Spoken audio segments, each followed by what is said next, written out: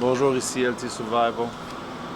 Eh oui, un autre couteau à réviser. Restez à l'écoute, on revient après la pause.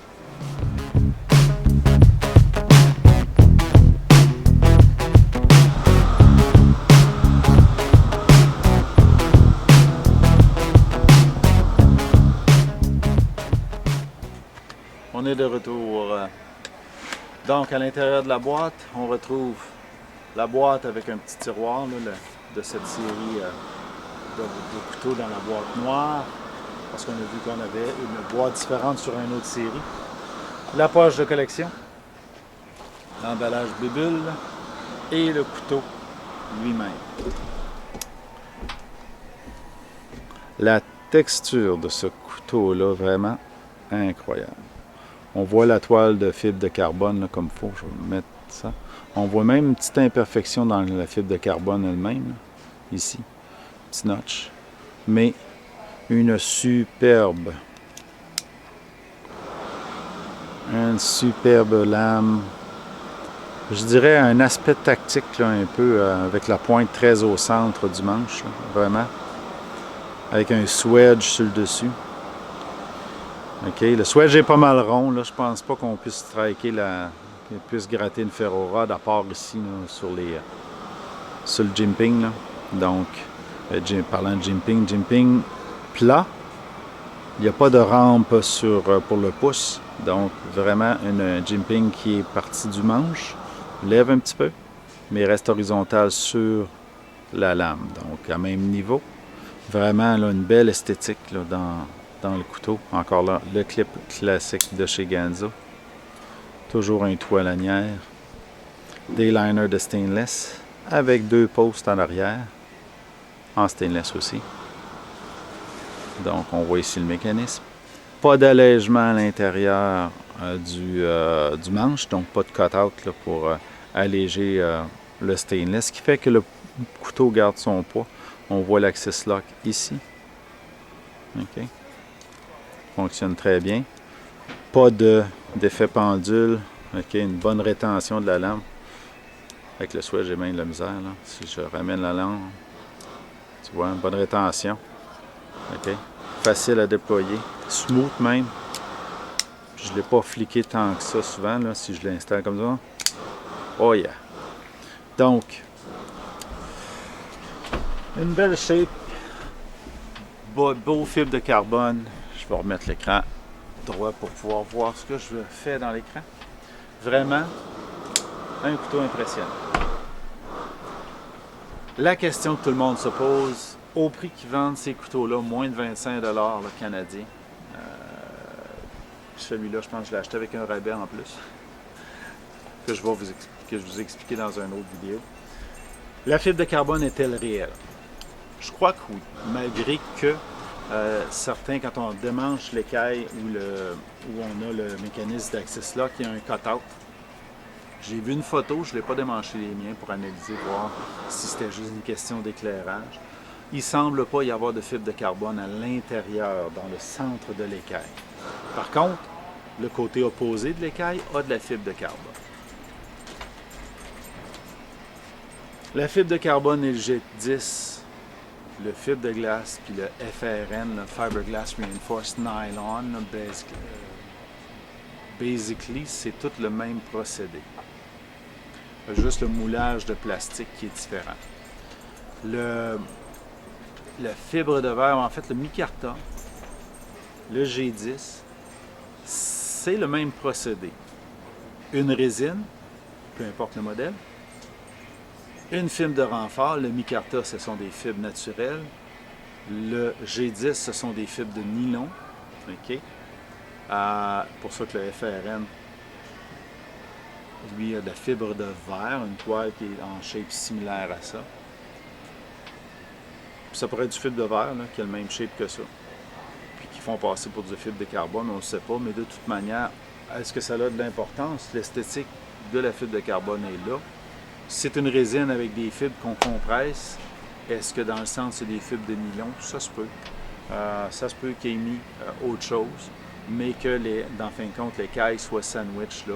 Fibre de carbone à l'extérieur, sur le niveau que l'on aime. Je pense que je viens de voir ma caméra descendre. OK. Donc, fibre de carbone à l'extérieur et au centre d'autres fibres. Ils sandwichent ça ensemble, puis ensuite ils polissent. Ça fait pour quand même un couteau avec une esthétique fibre de carbone. Légèrement plus léger que certains autres Ganzo.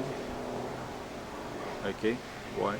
Légèrement, là, je crois. J'ai pas de balance. Ça, c'est une acquisition que je vais faire probablement dans le futur sur Gearbest. Donc, acheter une balance pour les peser. Ce qui m'aurait donné une comparaison immédiate. Pas beaucoup plus léger. Je pourrais vérifier sur Gearbest d'ailleurs.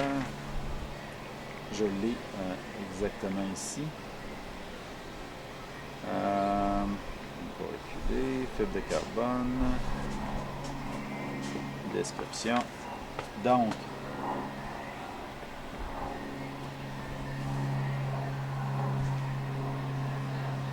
« 137 grammes, on parle de 147 grammes sur celui-ci avec des écailles de plastique. Pas un gain exceptionnel là, de poids, mais maudit que regardez, excusez-moi. Mais c'est impressionnant le look. Par contre, les écailles sont plus polies, donc moins grippées, moins adhérentes. Malgré que c'est pas slick, c'est pas complètement glissant. Puis avec l'ergonomie de la poignée et du jimping, aucun problème là, pour utiliser le couteau. Donc, ça conclut pas mal la révision partie table. On va aller sur la souche, faire quelques tests de coupe, et puis on vous revient dans pas long. Bonjour. Nous revoilà à la bûche. J'ai commencé à faire dans la version anglophone un peu de carving, ce qui fait que je ne passerai pas autant de temps à utiliser le couteau, c'est-à-dire à faire des feathers pour vous montrer qu'il peut allumer un feu. Mais aussi, ça me permet de passer tout de suite à la fente de bois avec. C'est pas le premier que je fais. On va faire quelques petits feathers encore. Okay, comme vous voyez, il coupe bien. Il y a un tranchant extraordinaire. Il est confortable en main. Donc, vraiment, là,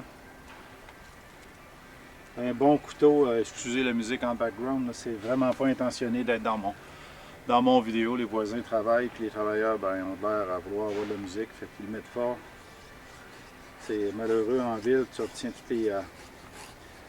tout ce que tu ne veux pas nécessairement avoir chez toi. Malheureusement, on est les uns sur les autres quand même. Puis comme mes revues de couteau, j'ai pas de chalet ou de terrain externe que je peux aller faire. Je les fais ici dans le cours. C'est un peu plus pratique là, entre deux autres tâches là, que je fais. Donc, on avait vu, j'avais testé en début, que la ferrorod peut se striker avec la partie dentelée, là, et j'ai déjà allumé, mais aussi avec la partie qui n'est pas dentelée. Donc, comme vous voyez, sans aucun problème, on est capable de faire un petit feu. Je me vois mal dans un parc faire un petit feu comme ça. Donc, un beau petit feu pour la ferrorod. On va arrêter ça. Le but n'étant pas de mettre le feu à ma bûche, mais de vous démontrer qu'il est possible de faire un feu. Comme vous voyez, je vais me tourner l'écran, on voit où la ferrorod a été strikée là. Puis le swedge, même le swedge est capable de striker jusqu'au bout ici. Ça graphigne un peu, mais aucune difficulté là, au niveau de faire des étincelles. Un petit peu moins puissant que quand je vois sur le jimping là, qui est plus prononcé. Ok, pas de problème pour le G10. Là. Tout ça a été fait. On a été capable là, de faire un beau petit feu pour ça. Donc un beau produit de Ganzo. Encore une fois, on a ici le G745-1 avec les écailles de fibre de carbone. Un beau couteau. Un autre couteau qui remplit tous les besoins d'un EDC. Et puis il est confortable en main. Et puis on va pouvoir le mettre en service. Bon, les travailleurs recommencent malheureusement. On va se revoir. Si vous avez aimé cette vidéo-là, faites le thumbs up. Souscrivez, abonnez-vous et partagez la vidéo. Ça va me faire plaisir de vous voir dans le prochain vidéo.